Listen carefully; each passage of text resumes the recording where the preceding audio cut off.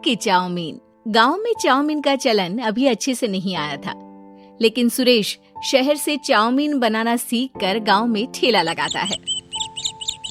अरे ये केचुआ है क्या भैया? कैसे खाया जाता है?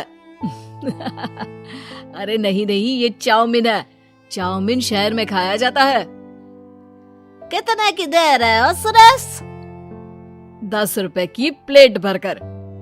तभी वहाँ शहर से पढ़ा एक लड़का आता है। जरा एक प्लेट चाउमीन तो देना। सुरेश उसे चाउमीन देता है। उसे चाउमीन खाता देख गांव वाले भी उससे चाउमीन ले लेते हैं और खाने लगते हैं। अरे वाह सुरेश भैया, कमाल की बनाए हो। 2 प्लेट मेरे बच्चों के लिए भी पैक कर दो। बस फिर क्या था, सुरेश का ठेला लगता है और चाउमीन खरीदने वालों की लाइन लग जाती है। तभी वहाँ से गांव का साहूकार होकर गुजरता है। और ये क्या भीड़ लगी है? लगता है झगड़ा हो गया है गांव में। चलूं मैं अभी तो मजे ले लूं। अरे कहाँ है, इतनी भीड़ लगी है यहाँ? लड़ाई हो गई है क्या? अरे साहूकार साहब, ना कोई लड़ाई ना हुई है। ये तो सुरेश की दुकान है चाउमीन की। हम लोग चाउमीन खाने आए हैं, आप भी खाइए ना। साहूकार चाउमीन खाता है और सुरेश की तरफ देखता है, जो सारे दिन के पैसे गिन रहा होता है। अरे सुरेश, क्या लागत है इस काम की? अरे साहूकार जी, आप अब आए तो ये पूरे 10,000 रुपए ले जाइए, जो पिछले साल शहर जाने से पहले आपसे लिए थे ना। लागत तो क्या कहे, जो आपने दिया था उसी में सीखा भी है और दुकान भी खोल ली। अरे पैसे इतने जल्दी क्या जरूरत थी? कैसे जरूरत नहीं थी साहूकार जी, इतना मोटा ब्याज कहाँ से भरते। साहूकार को अब सुरेश की दुकान को हड़पने की लालच आ जाती है। नाना करते ये सारे दिन में 500 रुपए कमा ही लेता है। अरे गांव में ये ऐसे ही कमाता रहा तो कहीं ब्याज का काम ना शुरू कर दे। अरे भैया, कोई ना कोई जुगाड़ तो करना पड़ेगा। अब साहूकार घर आ जाता है और अपनी बीवी को सारी बात बताता है। हाँ जी, ये तो मैंने भी सुना है कि सुरेश के हाथ की चाउमीन नहीं खाई तो कुछ नहीं खाया। अरे हाँ, सही ही कहते हैं। मैं भी खा कर ही आ रहा हूँ। अरे भाग्यवान है, कितना अच्छा हो ना अगर वो पैसा हम लोगों को मिल जाए। क्यों हैं? हाँ वो तो है, लेकिन कैसे? हम लोगों को तो चाउमीन बनाना आता ही नहीं है। साहूकार और उसकी बीवी अब रोज चुपके से सुरेश के घर जाते हैं और खिड़की से उसे चाउमीन बनाते देखते। अब क्या था, दोनों को चाउमीन बनाना आ जाता है। फिर एक रोज, और सुरेंद्र, तुझे साहूकारनी ने बुलाया था। बोल रही थी कि बेटे के जन्मदिन में 10 किलो चाउमीन का ऑर्डर देना है, बना दोगे ना? अरे हाँ साहूकार जी, मैं जरूर बना दूंगा। कब देना है घर में 10 किलो चाउमीन? अरे वो तो तू घर आकर पता कर लेना, मैं नहीं बता पाऊंगा।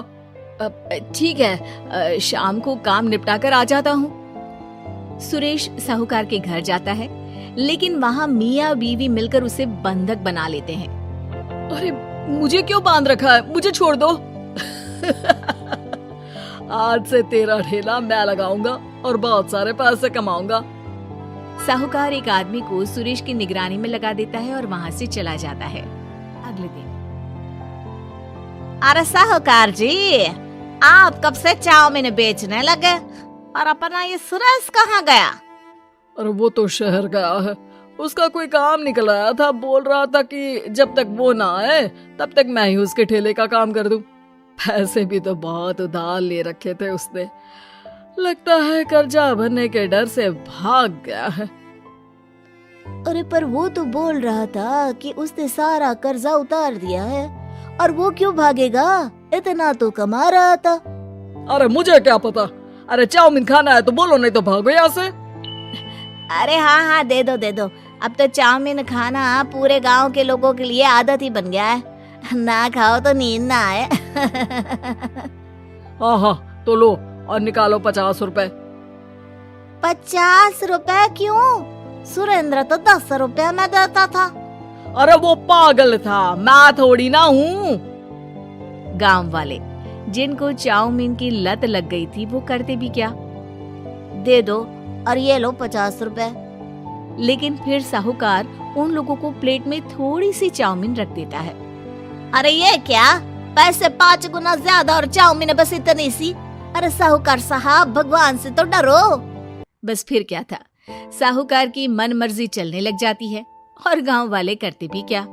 एक रोज मुझे तो लगता है कि सुरेश को साहूकार ने मार डाला होगा, क्योंकि उसका काम इतना अच्छा चल रहा था, फिर वो क्यों जाता, और वो भी साहूकार के हवाले दुकान करके। ना बाबा ना। अगले रोज भाग्यवान, देखो तो जरा, इस सुरेश भी ना कितना पागल था। जिस काम से वो ज्यादा पैसे बना सकता था, उससे इतने कम पैसे छाप रहा था। 50 रुपए प्लेट में भी गांव वाले खूब खा रहे हैं चाउमीन। हाँ जी, और जितने में वो लोगों को 10 प्लेट खिलाता था। भर भर कर हम लोग उतने में 20 प्लेट बना रहे हैं, क्यों जी? वहीं सुरेश रोज भगवान से मांगता कि बस एक बार वो किसी तरह वहां से निकलने में कामयाब हो जाए, लेकिन उसकी हर कोशिश नाकामयाब होती। फिर एक दिन, अरे भाग्यवान, ऐसा कुछ करो कि चाउमीन बनाने का खर्चा आधा हो जाए, जिससे हम लोगों को और मुनाफा हो। ना जी, मुझे तो कोई तरकीब ना सूझ रही। अरे सुनो, एक काम करते हैं, चाउमीन बनाने में जो सब्जी लगती है वो मंडी में लेने तुम देर रात चली जाना। तब तक वो सारी सड़ी गली सब्जी जो दुकानदार वहीं फेंक जाते हैं, वो उठा कर ले आना फ्री में। अरे वाह जी वाह, आप तो बहुत समझदार हैं जी। बीवी वैसा ही करती है, लेकिन अब लोग चाउमीन खाते तो मुंह बनाकर। फिर एक बार, अरे राम राम राम, ये पेट में दर्द काहे हो रहा है? आई, आई, आई, आई, आई। हाय रे हाय, मेरा भी पेट दर्द के मारे फटा जा रहा है। सभी को शक हो जाता है कि उन लोगों को चाउमीन खाने से ही ये बीमारी हो गई है। वहीं दूसरी तरफ जो आदमी सुरेश की निगरानी कर रहा था, वो सो रहा होता है और मौका देखकर सुरेश वहां से भाग जाता है। सुरेश गांव वालों के पास जाकर उन्हें सब कुछ बता देता है। बस अब क्या था, साहूकार के घर पुलिस पहुंच जाती है। चलो, तुमने गांव के लोगों को खराब सब्जी वाली चाउमीन खिलाकर बीमार किया और सुरेश को बंधक बनाया। तुम्हें इसीलिए हम गिरफ्तार कर रहे हैं। साहूकार को पुलिस ले जाती है और फिर अगले दिन से सुरेश का ठेला गांव के बाजार में लग जाता है, जहां अब पहले से ज्यादा भीड़ होती है।